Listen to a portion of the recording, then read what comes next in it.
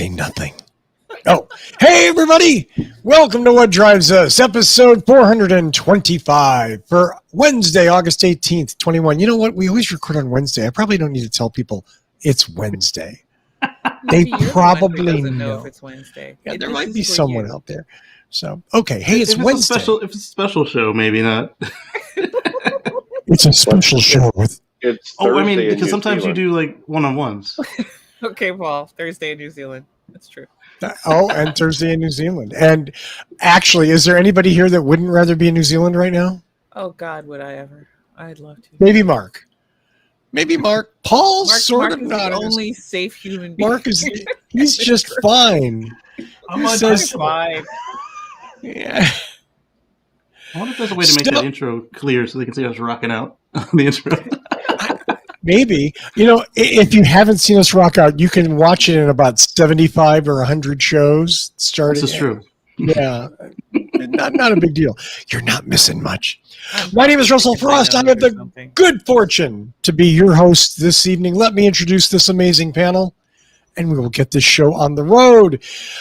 My co-host and friend who is unfortunately breathing chewable air in lovely Northern California. Please send her your best thoughts and maybe a nice air purifier, Georgia McKenzie. And extra filters. Yeah, you know, I was staying there thinking, okay, my guess, my oil is at 40% because I have one of them fancy cars that's like all modern with rolling down windows and an actual readout of what's happening. And it's at 40%. I predict after this week, I'm just going to have to go get my oil changed. It is, the air is definitely chewable out here, but only if you like hickory smoke. Oh, well, who doesn't love that? I know. Oh, wait, everybody who has to breathe. Yeah. I've seen some pictures of people's air filters from the house and the car, and they are full and disgusting looking. Yeah. It's not pretty. Well, let's see. My friend in maybe the best place on the planet, at least he feels that way. He is the founder of the Tesla Life Show and the host and the Waterloo Region Electric Vehicle Association, Mr. Mark Coughlin. Hello, everyone. Welcome to the show. And man, I can just say I am glad I am not in Northern California at this point. That is a serious mess of trouble, Georgia, that you're in the middle of. It sounds like you're living inside of a barbecue at all times. Yeah.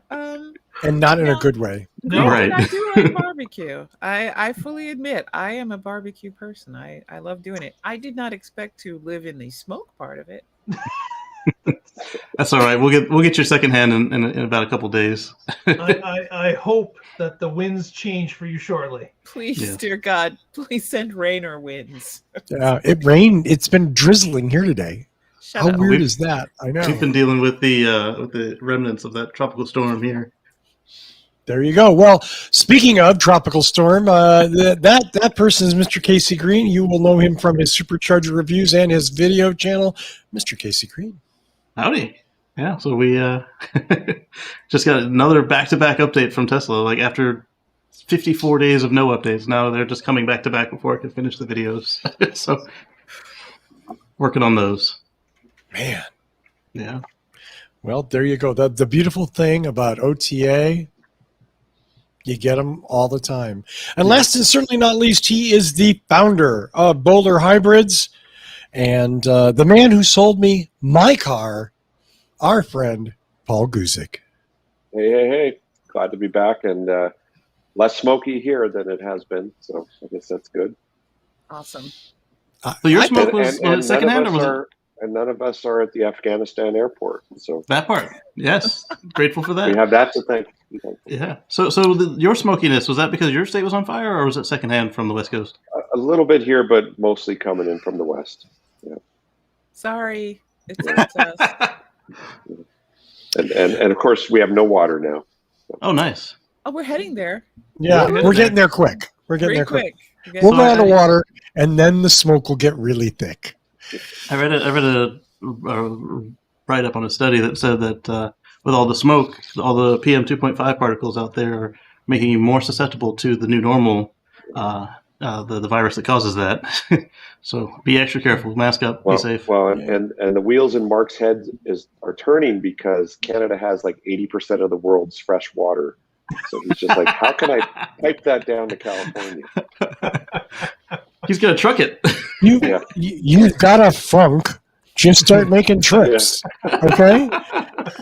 Just start making trips. I gotta get you guys to open the border first. Oh, it's open. It's open in the other direction. We got a one-way valve your way. You got a diode. Canadians are not allowed into the United States. That must be because too many of us are vaccinated. That's the problem. It might be. You just bring your socialism down with you. We know how that works. So you just stay up there in communist Canada. And we'll be fine. Let's start the show off with a little news story from our friend John B. Sent me this article because I'm the two-wheeled geek. Hey, Casey, would you be kind enough maybe to share some pictures? Absolutely. Thank you very much. Our friend, the President of Canada.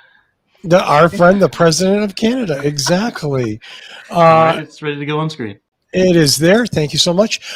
This is a new scooter from a company called Ola, and this is an Indian company. Did I misread that? They are an Indian company. They are an Indian company. Okay. And it's certainly interesting because it's very inexpensive. We're talking, I think, under $1,500 to start. Yeah. Pricing on it starts at $1,350, and some Indian states have incentives that bring it down to $1,000. Now, there's a lot of specs on this, and as someone who rides a two-wheeler to work every day, I'm here to tell you. I just want to say a couple of things because I am Mr. Negative, and that's what I got to say. So, number one, 70 miles an hour on those little tiny wheels. I get that Vespas do it. I'm just a little scared, okay? If I'm going that fast, I want a bigger wheel, okay? Bigger wheels are safer. Oh, okay. So you want a bigger wheel. I want a larger wheel, yes. Is it quick? Sure, it's about as quick as my gas scooter. Scooters are very quick in general because the horsepower to weight ratio is very, very positive. There's not that much horsepower, but they also weigh almost nothing. And that's really the limiting factor in most larger vehicles is weight, gross vehicle weight, whether it's a truck or a car or an SUV. So the nice thing about the little scooters is they're very light, so you don't have to put a huge motor in them, and they go really fast. They're fun to drive. I love this idea, and I don't know if we'll ever see it here. There's lots of scooter concepts all over the globe that never make it to the United States. Yep. And I'm going to assume it's probably a whole host of things, regulation, safety. They just don't think there's a market for it here, which in fact isn't necessarily wrong. The scooter market in the U.S. is horrible for the most part because we're car-centric, buy the biggest truck you can buy and run over people on scooters sort of attitude. Casey does that. Well, no, I was going to say part of it is because the scooters are so slow by law that they can't keep up with traffic. We're talking surface streets. I'm not even talking about the freeway. So if the speed limit is 45 or 50 and they're stuck at 25 or 35, road rage here is a thing.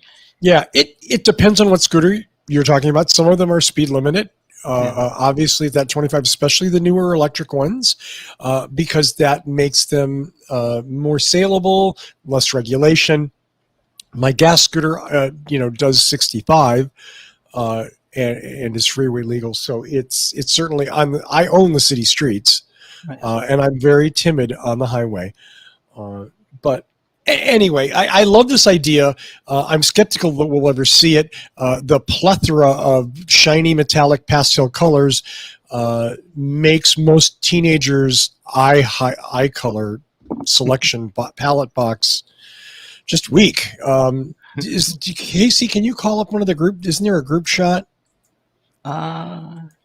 Maybe not. Not in the slideshow. Okay, not in that. That's fine. Oh, yeah. There we go. There's all the fun colors. It looks like an Easter basket full of joy. Yeah. They're cool. So what do you guys think? About five monochrome colors. So I had my first time riding a scooter over in Martha's Vineyard over on my vacation. And it was one of the ones that was speed limited to 35, but the island speed limit for the rental scooters was 25. So Yeah, it was fun having people blast past you, trying either to not run you over or to scare the living daylights out of you. And I would have appreciated being able to keep up with traffic and not contributing to pollution with it, because the one I was on was a 2-stroke. So yeah, There you go. it was cheaper than a bicycle, which was stupid because the bicycle was the more ecological and cheaper choice, so it should have been cheaper. But I Good, like good them. for intercity travel, especially in a climate like Russell's. Yes. Perfect for that. Don't and it know charges if it's gonna- fast too. Don't know if it's going to be too good in December through February up here. Oh, Right. That's right. No. I'm gonna say no. Yeah, I was also impressed with the amount of storage available to it because the batteries aren't underneath the seat; they are under the floorboard, Oh. so you can hold 2 helmets in the back. What they need to do is have some sort of universal charging battery container, so that they can do what's done in India today. A With the number module of swaps. manufacturers have got the swapping batteries. You go to a convenience store, you take out your 2 batteries that are dead, you put them in a charger, and you grab 2 more and put them in your vehicle, and you're gone. That's what they have to do. And having them all have the same format would allow people to do that. The convenience stores gets paid for a little bit of charging. It's convenient on the little app that you know where the Waiting next time stop to is. charge. Exactly. Yeah. All that kind of stuff would allow people to move a lot more freer and avoid the possibility of running low or out of charge. Yeah. And if you're in a rural area, you might not even have like electricity to charge it yourself. Right. It looks like the reason they avoided that on this one was because they wanted a certain range and performance. But I'm wondering if you couldn't just make it a 3-pack. But I don't know if that would then compromise. So you only have so much room to work with on a scooter. I wonder if that would then compromise either the center of gravity or the cargo space if they put in 3 to get what they're doing.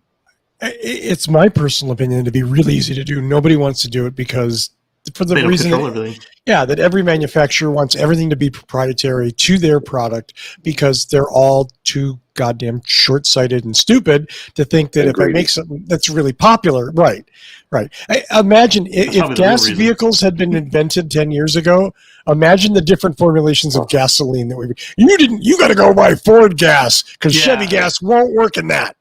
Well, you got to buy Ford Focus gas. You can't buy Ford F-150 gas. Oh, that'd be terrible. Yeah.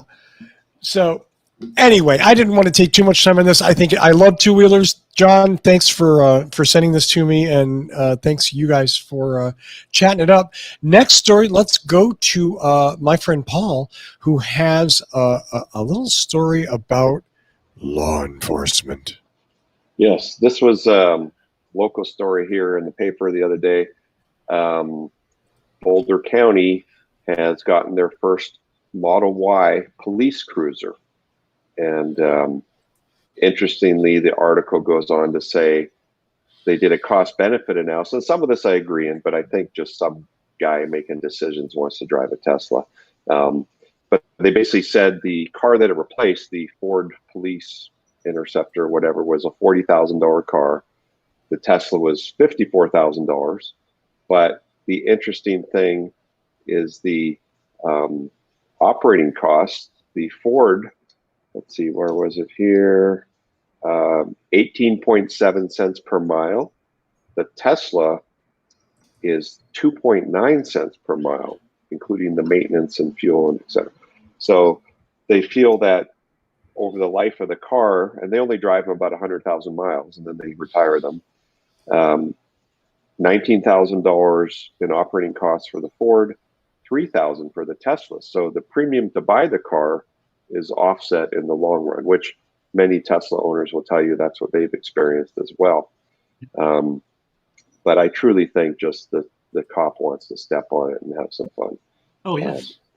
But you know, able to idle with the air conditioner on without poisoning yourself. Yes, and a lot of times the cops are just sitting there at the donut shop or cruising around, and you know, they're not. Yeah, to run air conditioner, why burn a gas engine? Paul is out Especially there like winning serious points with the police department. yeah. Right. Yeah. So Yeah. I've got a question for you, Paul, given your profession. Since the hybrids and the electrics last so much longer, shouldn't they then also be looking at keeping these vehicles longer than 100,000 miles? Well, yeah, and the article they do mention that the car could conceptually last 500,000 miles, but I guess it's still new to see if law Tradition. enforcement will keep a vehicle that long. I mean, Yeah, other but- things wear out, suspension wears out, the seats wear out. But they're cheaper things than a like- new car. Yeah. Well, typically They don't care. agencies true. like this, they'll drive the car 100,000 miles, they'll put it up at an auction, and they'll buy new ones. And But if they you could know, go 200,000, like even just on a handful Right. of them to see how it works out, that would Mhm. save us so much in tax money. And they could use it Now- for more toys. Now, it doesn't say if they've installed a high-speed charger at the cop shop or they're going to use the public charger here in town. That'd be interesting. Like, hey, the cops at the supercharger, so go rob the bank right now. You know, but I guess we'll see more as we hear more. But at least it's nice to see law enforcement agencies breaking the mold of the old Ford and Chevy fleets. Yeah, and like we spoke with Omar, they could put in just a medium speed DC fast charger on their premises, or they could just put in regular level 2 high speed level 2s for while they're doing paperwork, or if the cop goes home with it, put it in his house. Or the donut shop could put it. Or the donut shop. Actually, they could do that on their own at the donut shop to secure business. Right. Yeah. And then it's free to the cops. I don't know why I inherently make jokes about cops and donuts. It's an old American thing. stereotype. Yeah. Because it's true. Sometimes it's true. Paul, I think Well, you they're made a open doing coffee all day. That's their excuse. What drives us does not take any position on cops really being addicted to donuts. Right. Yeah, it's probably not the donuts; it's the coffee. Mm-hmm. I'm going to disavow what Georgia just said. we definitely take a position on cops and donuts. I think what Paul said is this struck me kind of a week ago, though, that we're seeing police departments at this point adopt these because cops don't want to be left out. Because the muscle car isn't enough anymore. And if somebody in a silly little Model 3 can dust your stupid Charger, well, you got to fight back, right? Yes. Yep. And, police budgets only go up. They never go down. So, sure, now we need an electric car. I mean, which is good and wonderful. And we talked about that. And but it might truly save the county or the city money. Yeah. And it goes to the goal of all of these municipalities and countries of reducing their emissions. And this is a fleet vehicle. A lot of our oil consumption goes into fleets, either be the airplanes, ships, or road vehicles. Yep. very good. Well, thank you for that, Paul. Let's go to my friend Mark Coughlin and find out what happened. Oh, nothing, Mark? Okay. No, Did wait. you finish the thought before telling him nothing? Let's find out what happened this week in Tesla. We're going to take a little bit of a different spin this week. Ooh, Yeah. nothing did happen. We usually talk about Teslas That would be different. that drive on the roads. Today, we're going to talk a little bit about Teslas that float on the water. Huh? Yeah, Teslas exactly. that float. That float. And we're not talking in the Russian style through floodwaters. Okay. I'm going to share the screen. Hold on. All questions will be answered. Hey, Russell, you got to hit the button. Yep. Okay, there we go. Show on there. Oh, What? this is so Canadian. Yeah. These guys are so Canadian. I saw this video. So this is a 21-foot pontoon boat that has been converted from gasoline to electric and solar. So you can see above the people at the back, solar we've got canopy. this mechanism here, which is 3 bifacial solar panels. We've got a 20 horse electric motor in the back. And where the driver is, close to him, there's a box containing 4 Tesla Model S battery packs, 48 volt, that allows this particular vehicle to basically, coupled with the solar, it can drive all day on the lake, and you're fine. You don't have to put any fuel in this baby. It just takes it from the sun. That's beautiful.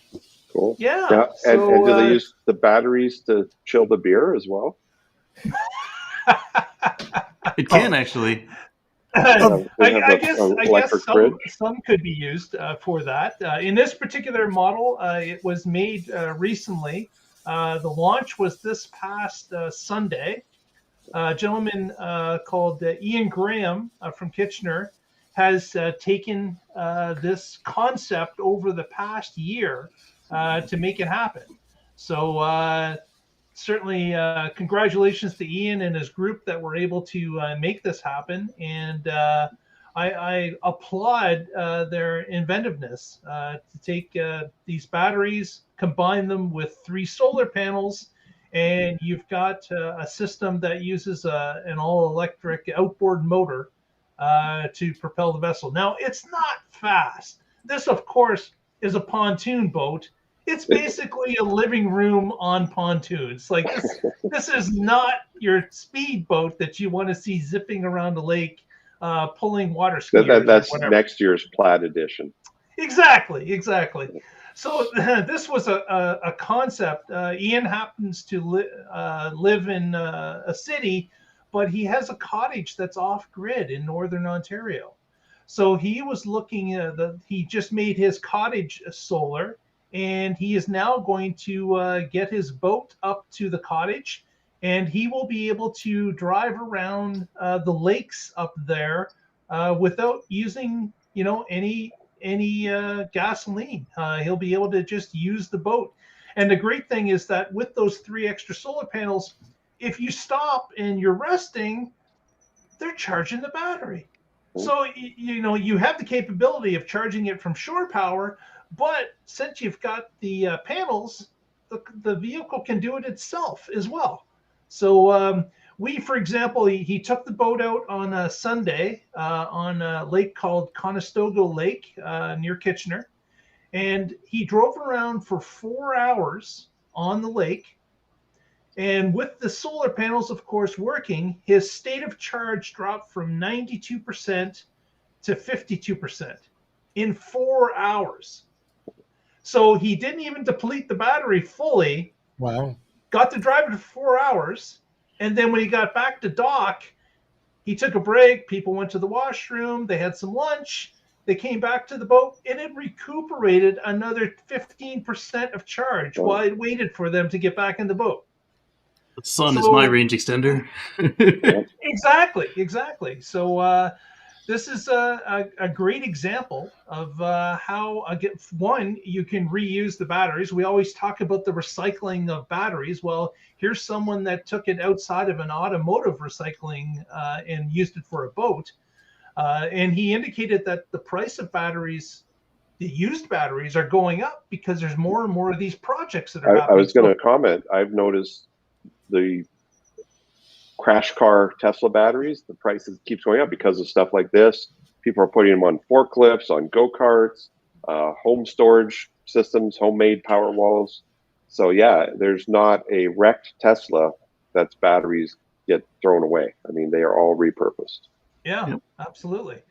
So that, and then he's seen a number of projects where they certainly had the batteries and the electric motors in the boat, but they didn't combine it with solar. And his idea was, why would you not do that? Yeah. Right. Why would you not spend the extra money? The boat needs a canopy anyways because it gets too hot on the water without it. So why not put it to use, add panels that can feed back into the battery, and you've got yourself a winner. And I was extremely impressed with the operation. I would have never attempted it on myself. I'm not a DUI or a DIY guy like he is. You're a DUI guy. Yeah, exactly. I'm not even close. But what you've got is someone that put together this for the first time, along with a few friends that he had help him. They even had of course, the canopy had to be custom fitted. They had to look at a battery maintenance system. There has to be a control board. They had to make the 48 volts work all across the board. And my hat's off to him. What a fantastic job. And then the other thing that I didn't realize, I'm not a boating guy. I don't go boating at all. This is the first time I've been in a boat in probably 4 years. But what I noticed was at the dock, or I'm sorry, the launch area where you launch your boat, he's over there quietly putting around, and they're dropping these other boats in the water, and it smells like exhaust, and the noise. Some of them don't have mufflers. Like, it's crazy, the noise that are coming out of these boats. And there he is. He's got his 6 people on the boat, and we're just putting around for 4 hours and making no noise whatsoever, except for maybe the whine of the gears and the electric motor. And it's other than that, we can hear ourselves speak. There's no yelling. It's a great experience, and I enjoyed nature too. Look forward to more people taking this route. And then the other thing is the cost. You know, if you take a boat and you have to drive it for 4 hours on a lake, you're going to burn up at least $50 worth of fuel going for 4 hours. But you know, he spent nothing. In fact, the vehicle even charged as he took it on the trailer up to the lake, because of course the solar panels are out and facing the sun at all times, even on the trailer. So what a great operation! What a fantastic build! Well, and go ahead, Paul. I was just saying, one other benefit, you mentioned all the emissions spewing stuff out of the gas engines that previously would end up in the lake, in the water that you're going to pipe to California. Now California will get cleaner water from Canada because there'll be none of that oily residue spewed into it. Less of it anyway. Yeah, less. Yes. Yeah, no, I mean, hey, if anybody's ever done any boating, you've seen those oil slicks around boats from the gasoline and the oil. The engines leak. They're 2-stroke, some of them. They're just nasty. Absolutely horrible. Yeah. So the idea of electric boating is very cool. Noise and pollution and Well, electrify and all the no things. fuel. Just and if you're a weekend cottage owner, like Monday to Friday, it charges up. So on the weekend, it's got a full tank. Yep. And if you out there are interested in the subject of electric boating and maybe have some questions for Ian, you can follow him at his Twitter feed, which is at Red Bar Tesla. So Red BAR Tesla. And not Red Green Tesla. Well, he named it after the Rush song. He has a red Model 3, and he thought that was he's a big Rush fan, as you know, Russell, all Canadians are. And that was a great name for it. So yeah, you can send Ian a note through Twitter. I'm sure he'd love to hear from you. Very cool. Very cool. Totally awesome. I love that. And I'm sorry, Mark, did he do this physically himself, this conversion? Okay. He and 4 other friends. Yeah. And 4 other friends. Just a little. If you watch the episode of the Tesla Life, you can see his presentation on the step-by-step. Nice. Right. Very cool. So do watch the Tesla Life and see. Is that it, Mark? That's all we're going to do. That's it. So do follow Mark at the Tesla Life on Twitter. I'm sorry, Georgia, did you have something? Oh, no. Go right on ahead. We're just Georgia's like, I don't mess with the water. It's fine. I'll talk to you after the show about that pipeline for water, Mark, because we desperately, desperately, even if it has a little gas in it, we're okay with that. We could use the gas too. We filtered out. Yeah. Oh, we'll just burn it. We'll just burn it all. Drink the water. Place to have a shower. Yeah. It helps you get clean, doesn't it? It's like a detergent. It's a solvent, yeah. Yeah, exactly. Well, let's go to Casey Green for his story about the end. The end. So our friends at Daimler and Bosch have decided to call it quits. They had a joint development robotaxi development project, and they weren't making the kind of progress they wanted to see. So we won't see any Daimler and Bosch robotaxis running around. There won't be any Benzes or whatever other brands Daimler's running these days. But Bosch says they're going to continue on their own, and I think that's just because of their status as a component manufacturer for OEMs. So they'll get something to some level, like Mobileye's got like a level 1 or level 2 system, and I expect that they'll continue to offer something like this until people aren't buying it anymore. Then they'll just quietly exit the market. But basically, their reliance on LiDAR didn't turn out the way they thought it would. So.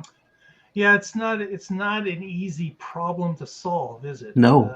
A lot of Turns out it's hard. Invested a ton of money and resources into these projects, and there's not really one that has completed this. Yeah, I mean, you've got Waymo operating in a fence, you've got Cruise operating in a fence, and you've got Tesla trying again and again of different ways. So eventually somebody's going to get something figured out, and that group will probably be the one to sell the components to everybody else, along with renting the software. Very We're cool. really eager to go with these autonomous driving tech and trying to cut people out of the. That's what they want to do. Yeah, cut people out of the equation. That's the goal, right, Georgia? Is to basically print money with the ability of having a robot drive people around. That's exactly why so many people are into this game. You know, capitalism is really done stupidly when you forget you kind of need people to spend that capital so you can accrue it.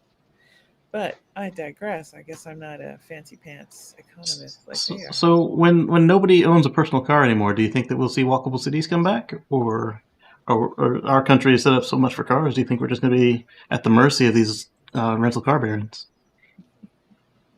Basically. I think someone probably at the beginning of the 20th century said, so is our country so set up for horses that we'll... Same situation. Because in Europe, they had horses too, but they didn't. They had walkable cities. It's a good question, Casey. It is. I think it's a fair question. But there's a whole bunch of issues. I mean, with COVID, people are remote working, and then people say, well, why do I even need to live in a city? I can go live in the countryside where it's cheap land, I got great views, fresh air. And then they definitely need a car to get into town to buy groceries. Yep. Yep. I mean, I definitely would love to own an extra car to send that thing out to rent, but I don't know I want to share my family's car. Get in and find some needles or some some residue from some activities. Yeah, exactly. You know it's going to happen, Russell. Somebody's going to do it, and I'd rather it not be in my family car. I'd want it to be in the rental. Because if you don't have to drive, they're gonna find some activities. I don't know.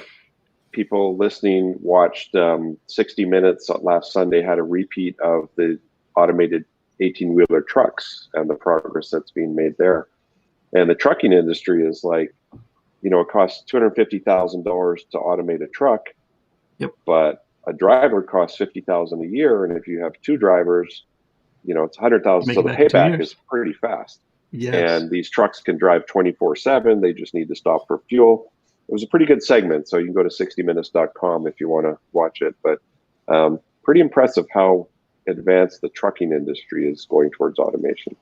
Yeah, and then on that same vein, there was another automated truck company that showed off their latest progress last week. I forget where, but it would be good to tie this with electricity, because then it can be fully automated and move in the right direction.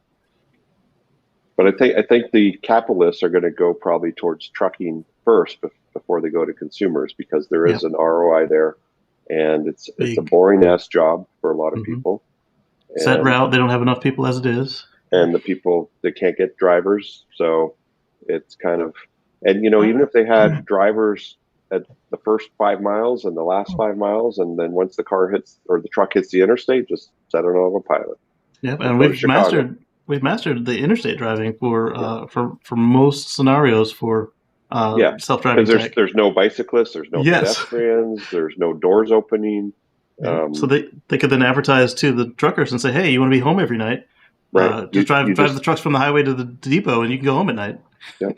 Unfortunately, as Georgia has mentioned, if we do that, there's going to be a lot of jobs lost. Yeah, that's what they want. You can't you can't convert a trucker to last 5 miles home or first 5 miles leaving on a trip. It's just not going to compute because, of course, these are long haul truckers. They're out on the road all the time throughout the week, and they may be on the road for 3 days straight, not just an hour home and an hour leaving. So it's not going to equate. No, there's going to be a lot of issues, but the problem the trucking industry has, they can't get drivers. Every trucking company needs, thousands of drivers, and no one wants those jobs. Whether it's they don't earn enough, or they don't want to be away from home, or the old guys are retiring and young people don't want to do it. So they have a challenge. Yeah. And maybe it will balance out. Maybe by the time the stuff is prevalent, the old guys will retire, and through natural attrition, it will kind of work out, and people won't be left on the unemployment lines. Right, or the ones that are looking ahead will own their own fleet of trucks, just like I want to do with this taxi thing. Right. Yeah. Yeah, and lease it to the shipping companies. Yep. It's hard to say. I mean, there's been a lot of panic talk about how automation and robots are going to displace humans. We're afraid of it. I'm sorry? We're afraid of it. It's a boogeyman. Yeah, and it's definitely been much more of a threat than a reality in a lot of cases. That's not to say that machines haven't replaced humans, but let's be clear, in a lot of ways, not nearly as much as people might have thought 50, 60 years ago. I will ask the audience, if you haven't watched the latest Boston Dynamics video, that one is creepy as hell. Go check it out, because the Atlas is now performing even more tricks Parkour that humans cannot perform. So I just want people to understand something here. We are literally so dumb as a species that we would actually be out here creating and training the things that will kill us. I watched that and I was like, it looked like the Terminator beta. The Dalek assistance. I'm just saying. Yeah. At least in science fiction, we knew not to hate the Dalek. What she said. Totally what, like 150% what she said. If you're making Daleks. Exterminate. Exactly. Exactly. Well, speaking of Georgia, let's go to Georgia about an innovation for one of our favorite vehicles. It will be one of our favorite vehicles if it ever gets built. Sure. I didn't say that for the record. No drinking. That was Casey. I got one on order, so I mean, I'm invested in this. I'm sorry, Georgia, please. All I'm saying is, I find it funny that we have the accessory before we actually have the vehicle. That's just me. Well, the vehicle's late, so I mean, the accessory has to go on. Hey, we've got, for those of you who are ready to take your Tesla Cybertruck off into the hills, which are probably on fire, but maybe they won't be by that time, we hope. But if you want to take them off in a camper for your Tesla Cybertruck, have I got something for you? This is the Cyberlander, and I'm going to, I don't know, can you share screen? Yeah, share screen. Thank you, Casey. Thank you so much. I was actually trying to set it up, but I'm not that good at it. Let me share the one from the article we've got here. Which is, yeah, that's fine. I think that illustrates what's going on. There's the video too? Let me scroll down real quick. Let's just be careful on the video, only because I don't want the show to get taken down. Yeah. We'll get photos of what's happening. All right, so it looks like this at first. You got the Cybertruck. It's got the tonneau cover. It's either solar or just metal, happens to be in the Swiss Alps. Yeah, you're just in the Swiss Alps. No big deal. Yeah. And then why are these out of order? then then you can fold down the stairs, and you've already rolled back your tonneau cover. So now the camper itself has got solar, and at some point you pop it up like that, and there it is. Yeah, so it's got a shower that recycles the water, not a gray water, a composting toilet. You want to tell them the rest of it there, Georgia? Wow, when capitalists really just lock us all out of jobs, but if we've bought a Cybertruck and a Cyberlander, we'll be able to live comfortably in our vehicles, and I think that's grand innovation. Well, at $100,000, it's cheaper than a house in California. That is true, and The Cyberlander's not $100,000, but the combo. The combo is about $100,000. Yeah. So I find it pretty cool. I'm pleased with the water recycling. I'm pleased with the composting toilet. Granted, I think the cats and I might struggle to fit into it and live comfortably. Yeah, But supposedly you can sleep 4. For what? Hobbits? 2 adults Sorry. and 2 children. No, that's 4 that's pixies. 4 cats. 4 cats, yes. 4 cats. That's about it. Hobbit would have more sense than living in that. But so it's convertible. The is kitchen is an convertible. office. And go on. I'm sorry. I keep interrupting you. Oh, please. And they claim they've already got more than 80 million pre-orders. Damn. Sorry. I mean, wow. I'm going to make some films. If anybody just wants to just hand me some of their money into vaporware, my films would be better vaporware than this. $80 million or 80 million people? They said $80 million in okay. Bullshit. Oh, sorry. I know. I can see the dollars. I was thinking that's a lot of people, though, because I think they've reserved 100 and some odd million cars. So I can't imagine everybody wants Cyberlander for $50,000. I would like to get one. I mean, and try it maybe out. some people put a reservation in, but the damn truck doesn't even exist yet. So I know, but hey, and they said they've got about 1,000 buyers. Okay, that makes more sense. 80 million in pre-orders and about 1,000 buyers. So they all bought the Plus model. Here's the problem. I'm not going to. This isn't about Tesla, but this vehicle in its final production form doesn't exist yet. So the idea that you can actually manufacture something that's going to integrate with it perfectly isn't even folly. It's just freaking ass stupid. Unless they're really in bed with Tesla, right? Yeah, like the phone who's case in bed with Tesla? Yeah. Well, like Paul was saying, you've got the folks who the case is ready on day one to go. Like you've got your Apple case, and you've got your non-Apple case, and it fits. It's ready to go on day one. But that phone case company is partnered with Apple to keep everything secret they're giving them for a 6 vig. months, and they get the prototypes or they paid somebody at Foxconn in China to smuggle one out, which just recently happened, and I mean, sorry, fun story though. If they're working with Tesla, I could see it. I think it's great innovation.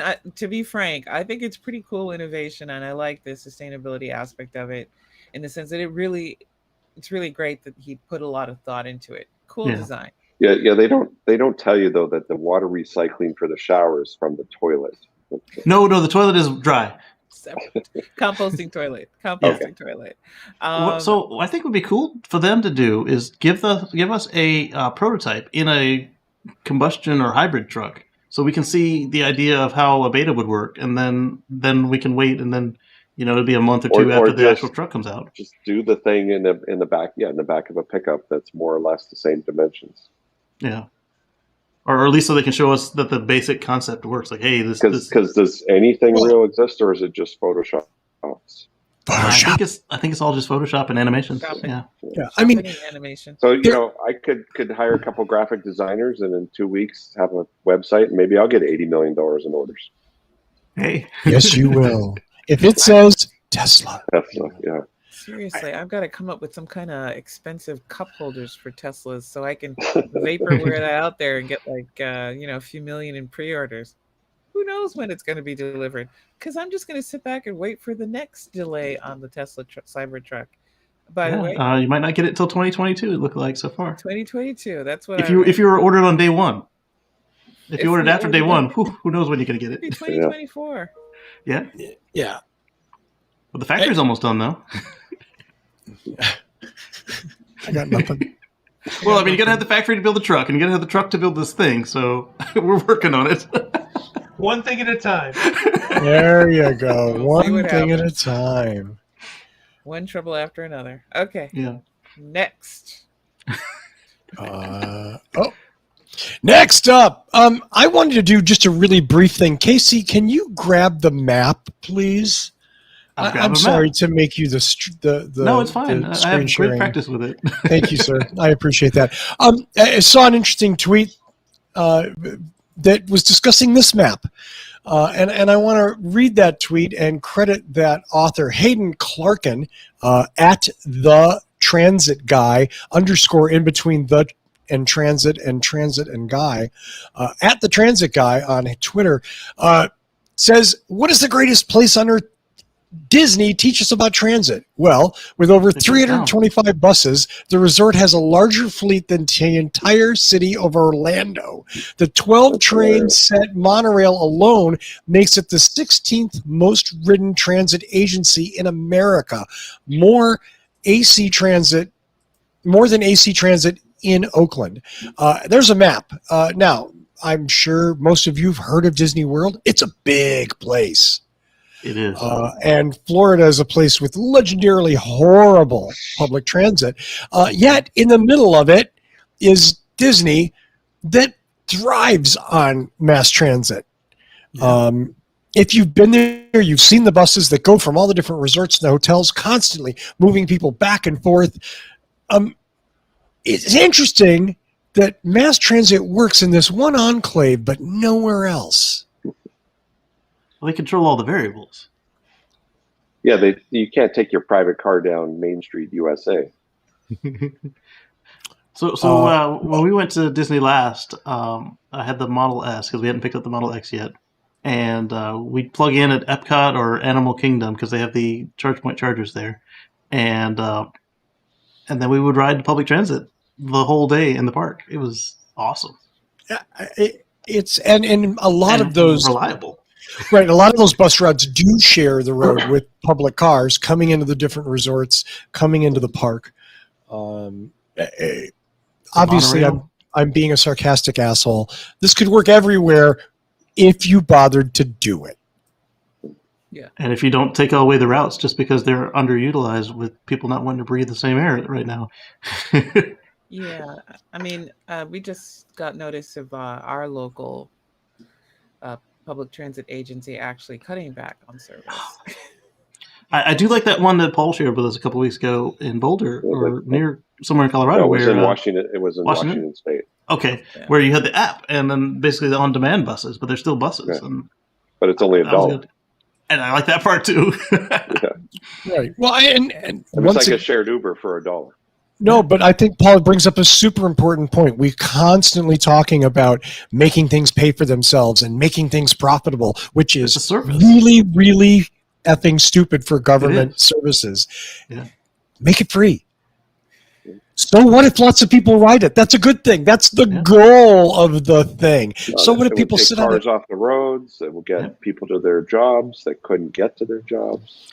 If you've got to hire more drivers and build more buses, that's fine too. Yeah, this entire Disney network is free to ride. You just get on. Part of the problem, though, is that a business understands that a stable population of consumers is vital to its survival. But we don't treat investment in the community and investment in infrastructure by government the same way.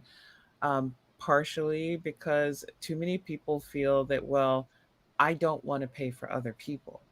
But it's, as I have often said, I hate using the term capitalism, but let's just talk capitalism. I make more money in a stable, safe environment than I do in an unstable, unsafe environment.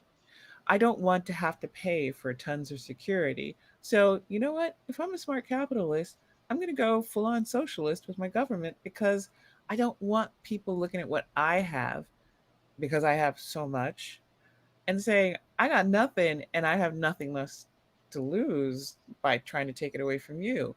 So we don't operate smartly, but Disney knows how to make the damn money. And they say to themselves, what do we care about? The expenditure in running our own transit system and making sure people can get efficiently around our park. So they burn all that money in our overpriced, I'm sorry, but it is overpriced restaurants and getting on the rides. I mean, these people are dropping if they're renting in the hotels, they're dropping something like almost $1,000 a day, just trucking around and being in the park.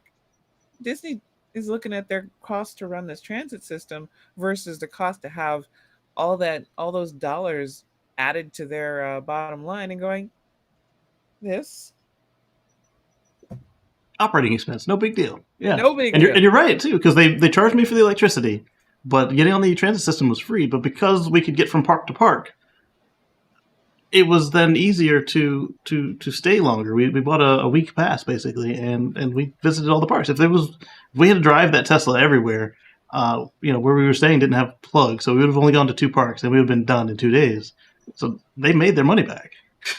And in typical Disney fashion, I bet you those buses were exceptionally clean, not covered in graffiti, and no homeless people just sitting on there to stay warm or cold or whatever.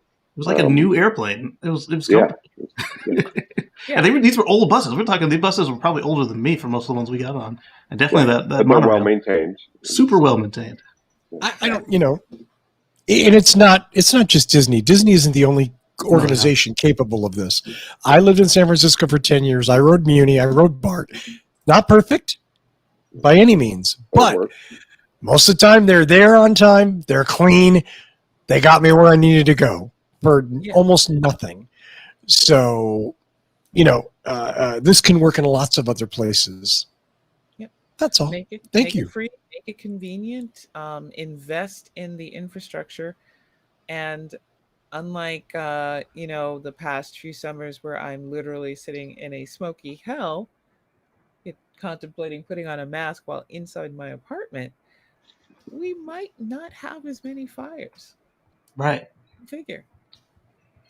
Yeah, that's a crazy thought. That's a crazy thought, Georgia. I am a little off my rocker. Kind of like that communist from Canada. We're not going to talk about him, though. He wanted everybody running around in electric pontoon boats.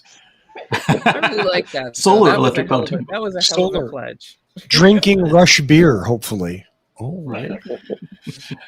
Okay. Well, I think that's unfortunately all we have time for this week. Wait, I've got 2 PSAs. Yes. PSAs. So, Kia is leasing a Niro for $199. So that's the Niro EV. So if you thought that it was too expensive to get into an EV for whatever reason, now it doesn't have to be. Also, Nissan has like $129 or $99, depending on your dealer, deal on the Nissan Leaf. So there you go. Very good. Great deals for 2 or 3 car households. Absolutely. Maybe tough if that's your only vehicle, but maybe you don't travel a lot. Maybe you're not. I think they have like a 10,000 mile limit per year. Yeah.